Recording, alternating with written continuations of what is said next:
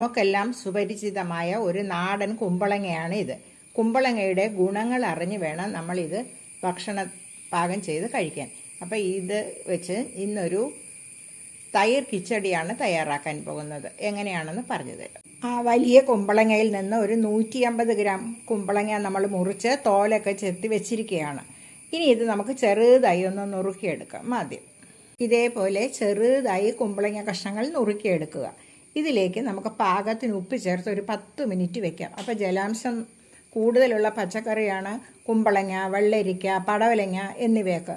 അപ്പോൾ അതുകൊണ്ടാണ് നമ്മൾ പിന്നെ ഉപ്പ് ചേർക്കാതെ ഇപ്പം തന്നെ ഉപ്പ് ചേർത്ത് വെക്കുന്നത്.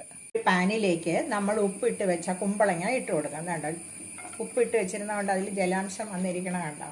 ഇനി ഇതൊന്ന് വേവിച്ചെടുക്കുകയാണ് വേണ്ടത്.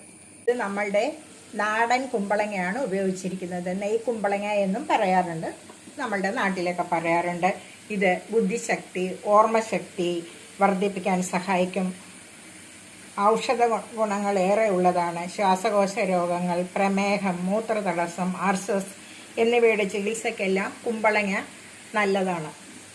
കുമ്പളങ്ങ സമൂലം പല മരുന്നുകൾക്കും നമ്മൾ ഉപയോഗിക്കാറുണ്ട്. അതിൻ്റെ ഇല, തണ്ട്, കായ, കുരു എന്നിവയെല്ലാം ആയുർവേദത്തിൽ ഉപയോഗിക്കാറുണ്ട്. ധാരാളം ജലാംശം അടങ്ങിയതാണ് കുമ്പളങ്ങ. വൈറ്റമിൻ സി, തയാമിൻ, പ്രോട്ടീൻ, ഫ്ലവനൈഡുകൾ എന്നിവയെല്ലാം ഇതിൽ അടങ്ങിയിട്ടുണ്ട്. അതുകൊണ്ടാണ് നമ്മൾ ഇതെപ്പോഴും കുമ്പളങ്ങ നമ്മൾ ഭക്ഷണത്തിൽ ഉപയോഗിക്കണം എന്ന് പറയുന്നത്. കണ്ടോ, ഒട്ടും വെള്ളമില്ല. അതേപോലെ നിങ്ങൾ വേറൊരു കാര്യം കൂടി ശ്രദ്ധിക്കണം.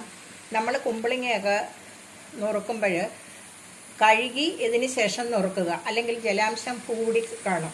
ഇപ്പോൾ ഇത് തന്നെ ഉണ്ടാവും, കഴുകിയതിന് ശേഷമാണ് നമ്മൾ ഉപ്പിട്ട് വെച്ചത്, എന്നിട്ട് പോലും അതിൽ ജലാംശമുണ്ട്. ഇത് നല്ല പോലെ ഒന്ന് വറ്റിച്ചെടുക്കുകയാണ് നമ്മൾ ഇനി ചെയ്യാൻ പോകുന്നത്. ഈ ഒരു പാകത്തിൽ നമുക്ക് തീ ഓഫ് ചെയ്യാം. 50 ഗ്രാം നാളികേരവും 3 പച്ചമുളകും ഒരല്പം കടുകും ചേർത്ത് നന്നായി നമുക്കൊന്ന് മസാല തയ്യാറാക്കി എടുക്കാം. അതായത് നന്നായി ഒന്ന് അരച്ചെടുക്കാം. നന്നായി ആറിയതിന് ശേഷം വേണം നമ്മൾ കുമ്പളങ്ങ ഇതിലേക്ക് ഇളക്കാൻ. വേണ്ട, ഇനി ഇത് നമുക്ക് ചേർത്ത് ഇളക്കിയെടുക്കാം.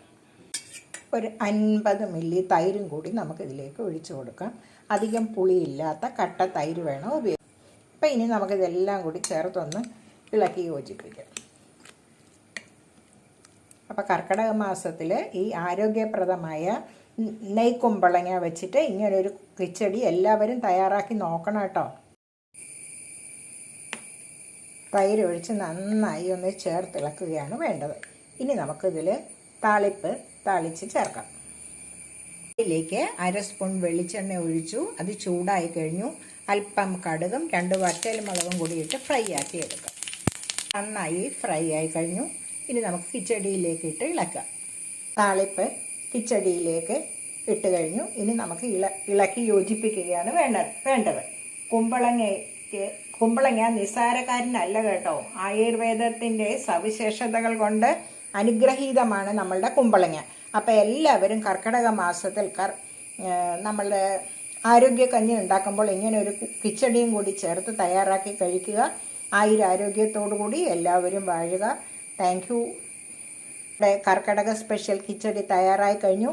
എല്ലാവരും ഇതുപോലെ തയ്യാറാക്കി നോക്കുക. ചാനൽ കാണുക, സപ്പോർട്ട് ചെയ്യുക. Thank you.